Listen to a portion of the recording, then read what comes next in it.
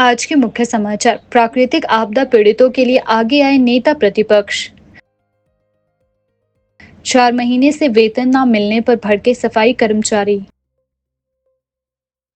जल रक्षक पदों की स्वीकृति पर संघ ने जताया आभार। डॉक्टर पवनेश कुमार ने लोक सेवा आयोग के सदस्य पद की ली शपथ। राज्यपाल ने मंडी और किन्नौर के लिए राहत सामग्री भेजी। बागवानी मंत्री जगत सिंह नेगी का विपक्ष पर हमला। सरकारी गाड़ी में शराब की पेटी रखने का वीडियो वायरल। सांप के काटने से युवक की मौत। टमाटर और शिमला मिर्च की मांग में जोरदार उछाल। अब समाचार विस्तार से। राज्य में हाल ही में आई प्राकृतिक आपदा से प्रभावित परिवारों के पुनर्वास के लिए नेता प्रतिपक्ष ने एक महत्वपूर्ण पहल करते हुए दानदाताओं से आर्थिक सहयोग की अपील की है।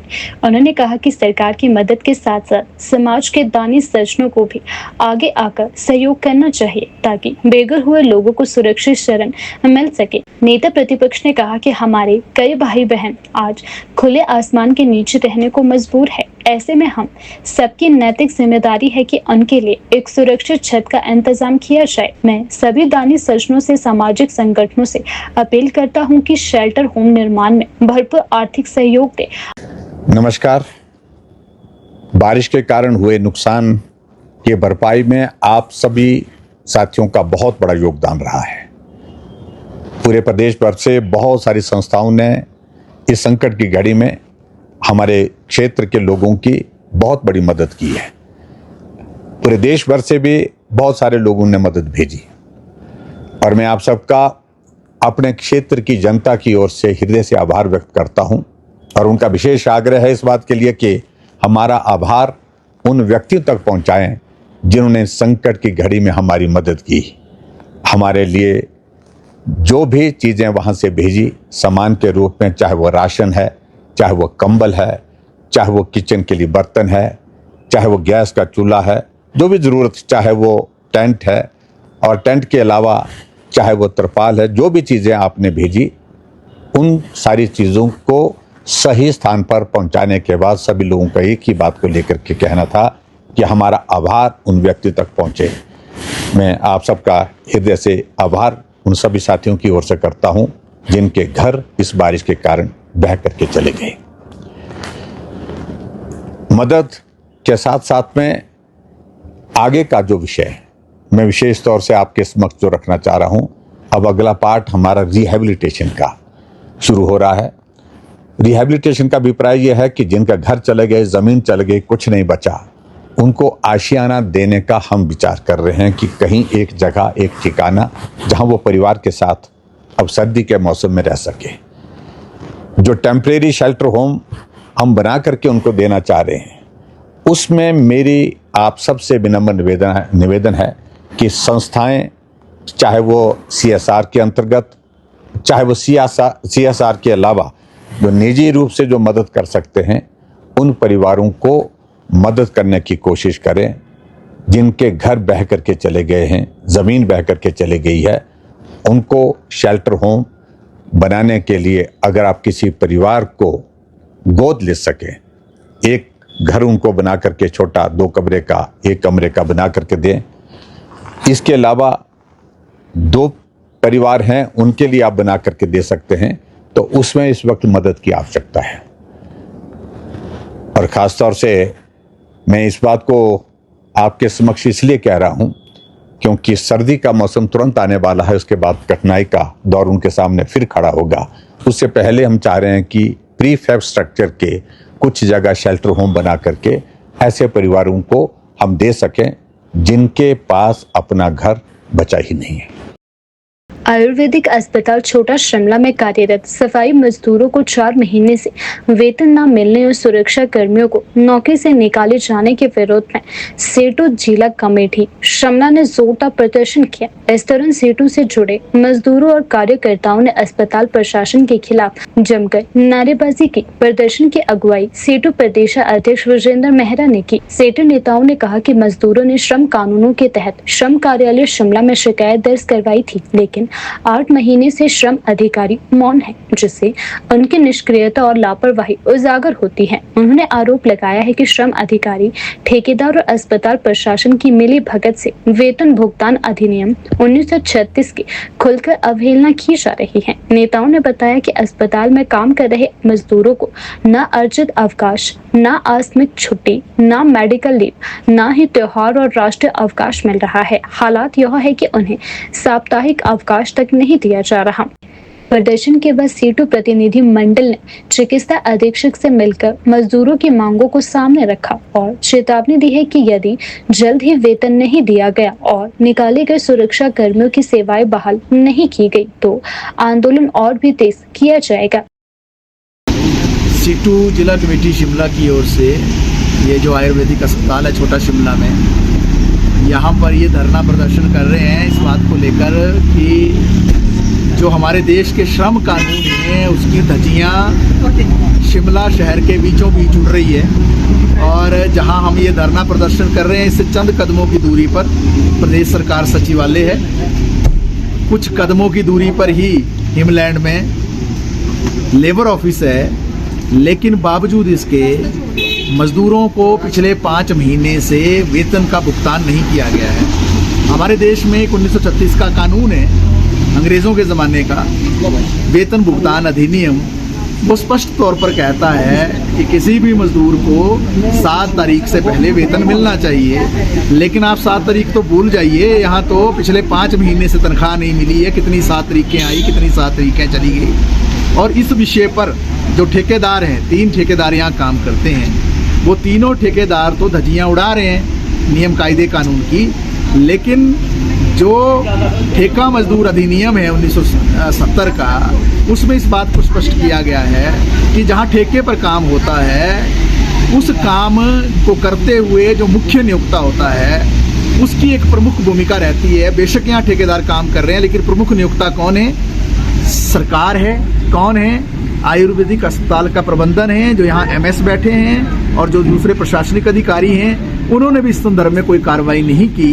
केवल मुद्दा वेतन का नहीं है, वो एक बड़ा मुद्दा है। इसके साथ जो दूसरे श्रम कानून है, मजदूरों को यहाँ जो नियमानुसार 2 ड्रेस मिलनी चाहिए साल की, वो नहीं मिलती है। जो सेफ्टी इक्विपमेंट्स होते हैं, सुरक्षा उपकरण काम करने के लिए जो कानून के अंतर्गत मैंडेटरी हैं, अनिवार्य हैं, वो इनको नहीं मिलते हैं। छुट्टियां नहीं मिलती हैं। बताइए मुझे कि 1942 से पहले से भी छुट्टियों की परंपरा हमारे देश में शुरू हुई कानूनों के रूप में। आज जो अर्नड लीव है, कैजुअल लीव है, मेडिकल लीव है, जो दूसरे तरह के जो त्यौहार की छुट्टियां हैं, वो छुट्टियां भी इनको नहीं मिलती हैं। और इससे भी आगे जाकर शोषण की अगर सबसे ज़्यादा कहीं इंतहा है तो इस अस्पताल के अंदर है, क्योंकि ये सभी प्रकार की जो 39 छुट्टियां मिलनी चाहिए थी तो नहीं मिलती, बिल्कुल भी नहीं।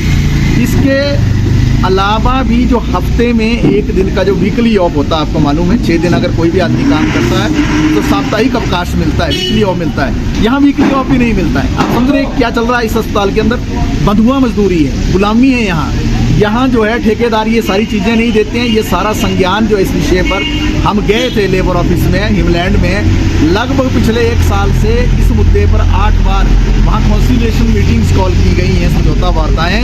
कभी वहाँ पर MS नहीं आए या उचित अधिकारी नहीं आए। किसको भेज देते हैं वहाँ? डाक लेके किसी चपड़ासी को भेज देंगे या क्लैरिकल स्टाफ के आदमी को भेज देंगे। वो क्या निर्णय लेगा? पहली बात। दूसरी बात, इसमें जो लेबर ऑफिस की जो कोताही है, ये जो श्रम कानून होते हैं लेबर लॉज पर आपको समझौता वार्ताएं करने की आवश्यकता भी नहीं है। जिस वक्त एक दिन केस गया लेबर ऑफिस में, उसी दिन जो है उनको इनका चालान करना चाहिए था, इन पर कार्रवाई करनी चाहिए थी। वो उन्होंने नहीं की। 8 तारीखें पिछले कई महीनों में दी, जिसके बावजूद भी उस पर कोई समझौता नहीं किया, श्रम कानूनों को लागू नहीं किया और अतिरिक्त काम भी करवाते हैं अपने डेजिग्नेशन के अलावा। अगर मान लो कोई सफाई वाला काम कर रहा है तो उससे जो है वहाँ अंदर जाके बेडिंग भी करवाएंगे, जबकि कानून क्या बोलता है? हाउसकीपिंग का काम एक अलग काम है, सैनिटेशन का काम एक अलग काम है, सिक्योरिटी का काम कुछ और है। सिक्योरिटी से अगर एक्स्ट्रा काम कोई कराएंगे, ओवर टाइम का काम करवाएंगे या एक्स्ट्रा काम करवाएंगे, उससे ज़्यादा वेतन मिलना चाहिए। तो ओवर टाइम और ज़्यादा वेतन छोड़िए आप, यहाँ तो 5 महीने से वेतन का भुगतान नहीं है।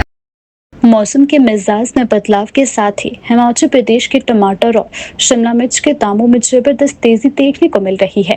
टमाटर 500 से 1000 रुपए प्रति क्रेट तक बिक रहा है, जिससे किसानों के चेहरों पर रौनक लौट आई है, जिससे किसानों को बेहतर आय प्राप्त हो रही है। मंडी समिति सोलन के सचिव अरुण शर्मा ने जानकारी दी है कि चंडीगढ़ और दिल्ली जैसे बड़े बाजारों में टमाटर और शिमला मिर्च की मांग तेज हो गई है, जिसका सीधा लाभ हिमाचल के किसानों को मिल रहा है। अब तक टमाटर की 2 लाख से अधिक क्रेटें सोलन की सब्जी मंडी में पहुंच चुकी है और इससे लगभग 14 करोड़ रुपए का कारोबार भी हो चुका है। सब्जी मंडी सोलन में इस वर्ष का टमाटर सीजन रिकॉर्ड तोड़ रहा है। 2023 में जहां 1,59,386 क्रेटों से करीब 30.49 करोड़ रुपए का कारोबार हुआ था, वहीं 2024 में जुलाई तक केवल 1,04,580 क्रेटों से 3.13 करोड़ रुपए का ही लेन देन हो पाया था। लेकिन 2025 में अब तक 2 लाख से अधिक क्रेटें पहुंच चुकी है और 14 करोड़ रुपए से अधिक का कारोबार दर्ज किया जा चुका है। व्यापारियों और मंडी समिति को उम्मीद है कि आने वाले दिनों में यह आंकड़ा और बढ़ेगा। सोलन की पहचान बन चुका हिमसोना टमाटर एक बार फिर सुर्खियों में है। वर्ष 2023 में इसका दाम 171 रुपए प्रति किलो तक पहुंच गया था। 25 किलो का एक क्रेट 4,275 रुपए में बिका था, जो अब तक का रिकॉर्ड है। इसके अलावा सामान्य टमाटर के क्रेट 3,650 रुपए तक बिक चुके हैं। जिला सोलन के ग्रामीण क्षेत्रों में बड़ी संख्या में किसान टमाटर, शिमला मिर्च और मटर, गोभी, बीन्स और लहसुन जैसी नकदी फसलें उगाते हैं। मौजूदा सीजन में शुरुआत में भले ही किसानों को कम दाम मिले हो, लेकिन अब कीमतों में आए उछाल से उन्हें राहत मिली है। कृषि आधारित अर्थव्यवस्था वाले क्षेत्रों में यह तेजी सकारात्मक संकेत मानी जा रही है। मंडी समिति के सचिव अरुण शर्मा ने बताया कि दूसरे राज्यों में हिमाचल के शिमला मिर्च और टमाटर की जबरदस्त मांग है, जिससे किसानों को अच्छा लाभ मिल रहा है। उम्मीद है कि आने वाले दिनों में दाम स्थिर रहेंगे। जल रक्षक संघ हिमाचल प्रदेश ने प्रदेश सरकार द्वारा 1386 जल रक्षक पदों को स्वीकृत दिए जाने पर आभार प्रकट किया है। संघ के प्रदेश अध्यक्ष भूपेंद्र शर्मा ने एक बयान में सरकार का धन्यवाद करते हुए कहा कि लंबे समय से जल रक्षकों की स्थायी भर्ती की मांग की जा रही थी, जिसे सरकार ने गंभीरता से लेते हुए सकारात्मक कदम उठाया है। भूपेंद्र शर्मा ने कहा कि जल रक्षक प्रदेश के जल स्रोतों की रक्षा और प्रबंधन में महत्वपूर्ण भूमिका निभाते हैं, लेकिन अब तक उन्हें स्थायित्व नहीं मिल पा रहा था। इन 1386 पदों के सृजन से हजारों परिवारों को राहत मिलेगी। जल रक्षक संघ हिमाचल प्रदेश का मैं प्रदेश अध्यक्ष भूपेंद्र शर्मा बात कर रहा हूं। आज हम विशेष तौर पर डिप्टी सीएम साहब का और अपने विभागाध्यक्ष इनका धन्यवाद करने आए, क्योंकि अभी कुछ दिन पहले जो हमारे लिए 1386 पदों को सृजित किया गया है प्रदेश सरकार के द्वारा, जिनके 12 वर्ष पूर्ण हो चुके थे जल शक्ति विभाग में जल रक्षक के तौर पर अपनी सेवाएं देते हुए, तो उसके लिए हमने प्रदेश सरकार का आभार व्यक्त किया है और उनसे आग्रह भी किया है कि जल्दी से जल्दी हमारी नोटिफिकेशन हो, क्योंकि आने वाले समय में अभी मानसून सत्र चलने वाला है, जिसके चलते थोड़ा डिले भी हो सकता है। तो इन्हीं विषय को लेकर आज विशेष तौर पर हम प्रदेश सरकार से और विभाग से मिले हैं। मैंने बिल्कुल एक सप्ताह के अंदर हमारी जो नोटिफिकेशन है उसके करने के बारे में कहा है, तो एक सप्ताह के अंदर हमारी नोटिफिकेशन हो जाएगी। और साथ ही हमने आग्रह मुख्यमंत्री और अपने विभागाध्यक्ष से किया है कि आने वाले आगामी समय में जो जल रक्षक प्रदेश भर में लगे हैं, जो उनकी समय अवधि है उसको कम किया जाए, 8 वर्ष तक किया जाए। तो विधानसभा में भी अभी मानसून सत्र के दौरान हम अपना पक्ष रखेंगे, सीएम साहब से भी मिलेंगे उस दौरान, तो देखते हैं क्या बनता है फिर। तो आगामी सोच हमारी ये है। भारतीय वन सेवा के सेवानिवृत्त अधिकारी डॉक्टर पवनेश कुमार ने आज हिमाचल प्रदेश लोक सेवा आयोग के सदस्य के रूप में शपथ ग्रहण की। शपथ ग्रहण समारोह के उपरांत डॉक्टर पवनेश कुमार ने मीडिया से रूबरू होते हुए अपने भविष्य के लक्ष्य और कार्यशैली को लेकर स्पष्ट दृष्टिकोण प्रस्तुत किया। उन्होंने कहा कि लोक सेवा आयोग जैसी संवैधानिक संस्था में सेवा देना मेरे लिए गर्व की बात है। उन्होंने आगे कहा कि आयोग की विश्वसनीयता और निष्पक्षता को बनाए रखना बेहद आवश्यक है और वे इसी मूल भावना के साथ काम करेंगे। उन्होंने यह भी उल्लेख किया कि परीक्षा प्रणाली को और अधिक पारदर्शी व तकनीकी रूप से मजबूत बनाने पर विशेष ध्यान दिया जाएगा। उल्लेखनीय है कि डॉक्टर पवनेश कुमार भारतीय वन सेवा में लंबे समय तक विभिन्न पदों पर कार्यरत रहे हैं और उन्हें वन एवं पर्यावरण प्रशासन में उत्कृष्ट योगदान के लिए जाना जाता है। अब लोक सेवा आयोग में उनकी नियुक्ति से उम्मीद की जा रही है कि उनके प्रशासनिक अनुभव का लाभ आयोग की कार्य प्रणाली को और अधिक प्रभावशाली बनाने में मिलेगा।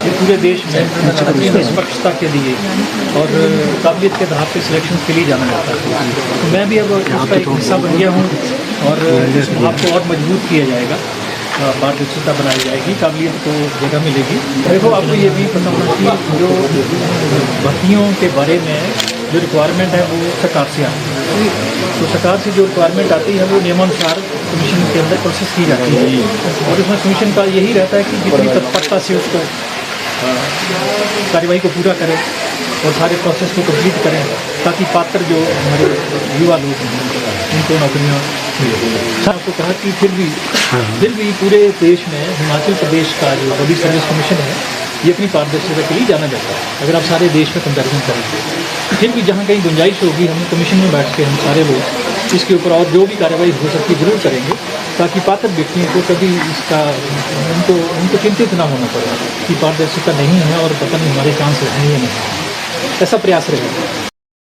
हिमाचल प्रदेश के कांगड़ा जिले के लंबा गांव खड्ड की कोटलू पंचायत के भटवारा गांव में सांप के काटने से एक 40 वर्षीय व्यक्ति की मौत हो चुकी है। मृतक की पहचान शशि कुमार के रूप में हुई है। यह घटना बीते कल की बताई जा रही है जब अचानक शशि कुमार को जहरीले सांप ने डस लिया। परिजन उसे तुरंत जयसिंहपुर अस्पताल ले गए जहाँ पर प्राथमिक उपचार के बाद टांडा मेडिकल कॉलेज रेफर किया गया, लेकिन दुर्भाग्यवश टांडा ले जाते समय रास्ते में ही उसकी मौत हो गई। परिवार पहले ही कई दुख झेल चुका है। मृतक शशि कुमार के छोटे भाई की करीब 12 साल पहले एक हादसे में मौत हो चुकी थी, जबकि मां का पहले ही निधन हो चुका है। घर में अब केवल पिता, पत्नी और 2 छोटे बेटे रह चुके हैं। शशि कुमार दिहाड़ी मजदूरी कर अपने परिवार का पालन पोषण करता था। घटना के बाद पूरे गांव में शोक की लहर है। ग्रामीणों परिजनों का कहना है कि अगर समय पर उचित इलाज मिल पाता तो शायद शशि कुमार की जान बच जाती। स्थानीय लोग प्रशासन से जहरीले जीव जंतुओं से बचाव और समय पर इलाज की बेहतर व्यवस्था की मांग कर रहे हैं। परिजनों ने प्रशासन से अपील की है कि उन्हें आर्थिक सहायता दी जाए ताकि मृतक के बच्चों की पढ़ाई और परिवार का गुजारा हो सके। ग्रामीणों ने भी प्रशासन से पीड़ित परिवार की तत्काल मदद की मांग की है। राज्यपाल शिव प्रताप शुक्ल ने आज शिमला राजभवन से मंडी और किन्नौर झीलों के लिए राहत सामग्री की गाड़ियां रवाना की। इन गाड़ियों में खाने पीने का सामान, रोजमर्रा के उपयोग की वस्तुएं, कंबल, तिरपाल और टेंट सहित अन्य आवश्यक सामग्री उपलब्ध है जो हाल ही में आई आपदा से प्रभावित लोगों की मदद के लिए भेजी गई है। राज्यपाल शिव प्रताप शुक्ल आज मंडी के लिए रवाना होंगे ताकि वे आपदा प्रभावित क्षेत्रों को दौरा कर पीड़ितों से मिल सके और उनकी समस्याएं सीधे समझ सके। उन्होंने अधिकारियों को निर्देश दिए हैं कि राहत कार्यों को तुरंत प्रभावी ढंग से पूरा किया जाए। इस पहल से प्रभावित लोगों को तत्काल राहत मिलने की उम्मीद जताई जा रही है। राज्यपाल ने कहा कि सरकार हर संभव मदद उपलब्ध कराकर आपदा प्रभावितों के दुख को कम करने के लिए प्रतिबद्ध है। संजय थोड़े छोड़े। देखिए, राहत जो हम भेज रहे हैं, मैं ये ज़रूर ये कह सकता हूँ कि सभी की आवश्यकता की पूर्ति केवल इतने से नहीं हो पाएगी। फिर भी इसके पहले भी 3 गाड़ियाँ यहाँ से राजभवन से रेड क्रॉस के द्वारा भेजी गई थी। अब 3 पुनः भेजी गई है, जिसमें 1 कुल्लू भी जाएगी और 2 मंडी के लिए रहेगी। इसमें हम ब्लैंकेट भी भेज रहे हैं, तिरपाल भी भेज रहे हैं और इसके साथ साथ फैमिली टेंट भी भेज रहे हैं और सोप है, माचिस है, अगर मोमबत्ती है, इसके साथ साथ बिस्किट है, रस्क है, ये सब जो है हम यहाँ से भेजने का काम कर रहे हैं। तेल है, साबुन है, सैनिटरी पैड इत्यादि भी है।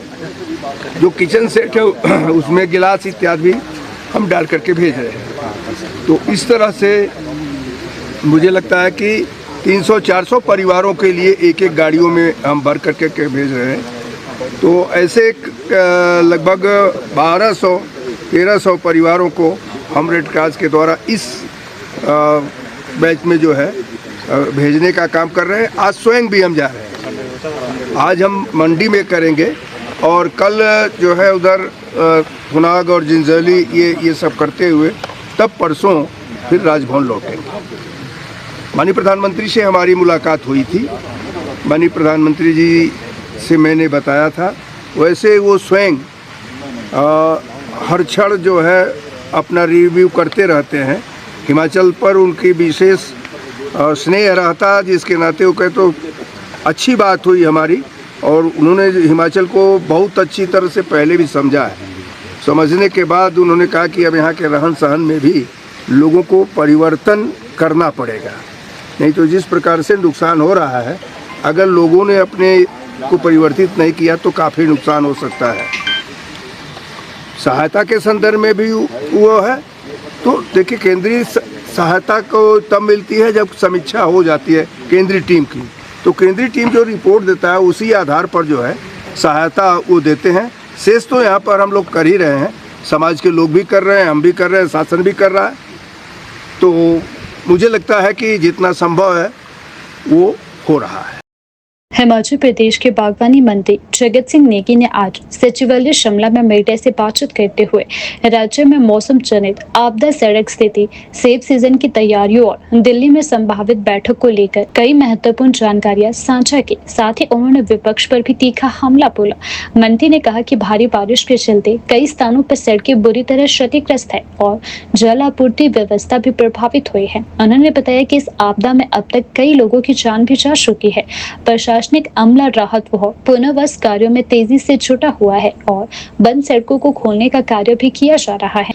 वहीं मंत्री ने डॉक्टर राजीव बिंदल द्वारा हाल ही में आयोजित प्रेस वार्ता में उठाई गई लॉटरी स्कीम के मुद्दों को लेकर कड़ा जवाब दिया है। उन्होंने कहा कि यह लॉटरी स्कीम केंद्र सरकार की अनुमति से ही शुरू की गई है। यह पूरी तरह ऑनलाइन प्रक्रिया पर आधारित है। इसमें किसी भी तरह की ऑफलाइन गतिविधि नहीं है।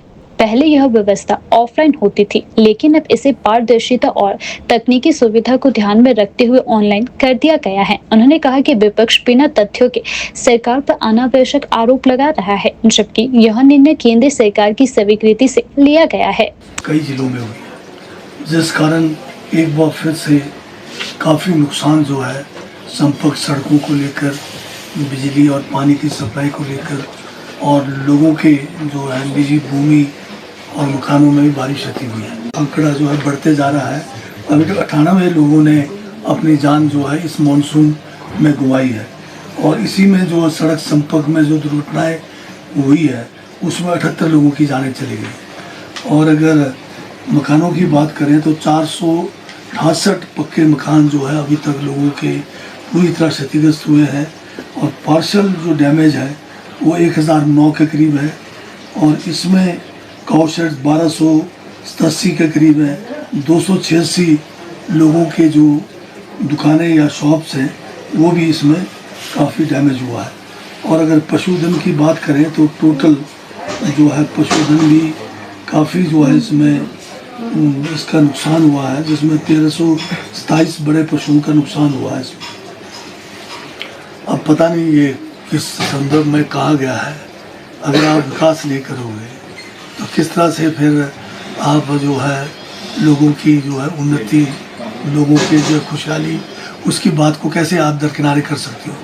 विकास के साथ में पर्यावरण का कुछ % जो है नुकसान होना लाजमी भी है, परंतु उसका जो है किस तरह से उसको करेक्ट किया जाए, कैसे पर्यावरण के साथ उसको संतुलित किया जाए, ये सोचने का और करने का विषय है।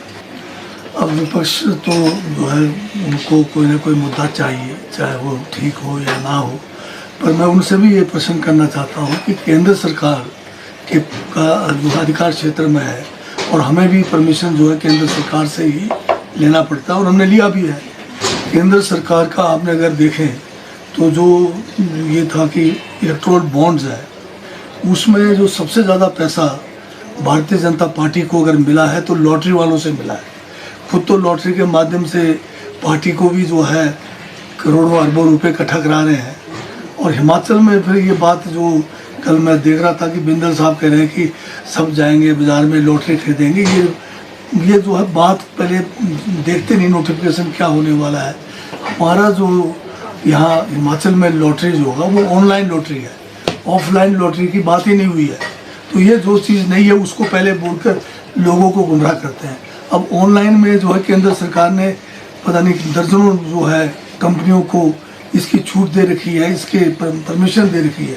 या तो केंद्र सरकार सारे बंद कर दे तो फिर और जो है प्रदेश सरकारों को भी इसकी ज़रूरत नहीं पड़ेगी। भाजपा रूल स्टेट्स में, बहुत सारे स्टेट्स में जो है ये लॉटरी का जो है बड़े लंबे समय से चल रहा है। हिमाचल में तो कांग्रेस की सरकार ने जब इसमें ऑफलाइन था उस समय, उस ऑफलाइन को बंद करके जो है वो एक किस्म से उस समय की ज़रूरत के हिसाब से उसको बंद किया था। परंतु आज जब ऑनलाइन सारे लॉटरी चल रहे हैं, इसमें कई कई नाम है, बड़े बड़े नाम आप जानते हैं, और बड़े बड़े नामी कंपनियां इसमें हैं, सब केंद्र सरकार के जो आशीर्वाद से चल रहे हैं, तो हिमाचल को भी ऑनलाइन चलाने में क्या दिक्कत है। हिमाचल पुलिस के 4 कर्मचारियों, 1 सब इंस्पेक्टर और 3 कांस्टेबलों को शुक्रवार को निलंबित कर दिया गया है। यह कार्यवाही एक वीडियो की सोशल मीडिया पर वायरल होने के बाद की गई है, जिसमें ये पुलिसकर्मी चंडीगढ़ में शराब की पेटी खरीदते और उसे सरकारी वाहन में रखते हुए नजर आ रहे हैं। जानकारी के अनुसार ये पुलिसकर्मी मुख्यमंत्री ठाकुर सुखविंदर सिंह सुक्खू के काफिले को चंडीगढ़ छोड़ने के बाद सोलन लौट रहे थे। मुख्यमंत्री दिल्ली के लिए हवाई मार्ग से रवाना हो चुके थे। लौटते समय इन पुलिस कर्मचारियों ने कथित तौर पर सरकारी वाहन को एक शराब शोरूम के बाहर रोका और वहां से शराब की पेटी खरीदकर वाहन में रखी। वीडियो वायरल होते ही सोलन जिला के पुलिस अधीक्षक गौरव सिंह ने तुरंत संज्ञान लेते हुए चारों को निलंबित कर दिया है और मामले की विभागीय जांच की भी शुरुआत कर दी है। एसपी गौरव सिंह ने पुष्टि करते हुए कहा कि सोशल मीडिया पर एक वीडियो वायरल हो रहा है जिसमें पुलिसकर्मी सरकारी गाड़ी में शराब रख रहे थे। इस पर तुरंत कार्यवाही करते हुए 1 सब इंस्पेक्टर और 3 कांस्टेबलों को सस्पेंड भी कर दिया गया है। वीडियो कितना सही है यह जांच के बाद ही स्पष्ट हो पाएगा। पुलिस विभाग इस मामले को गंभीर अनुशासनहीनता मानते हुए गहराई से जांच कर रहा है। अगर आरोप सही पाए जाते हैं तो इन पुलिस कर्मियों के खिलाफ आगे और कड़ी कार्यवाही की जा सकती है। यह घटना एक बार सरकारी संसाधनों के अनुचित उपयोग पर पुलिस आचरण पर सवाल खड़े कर रही है।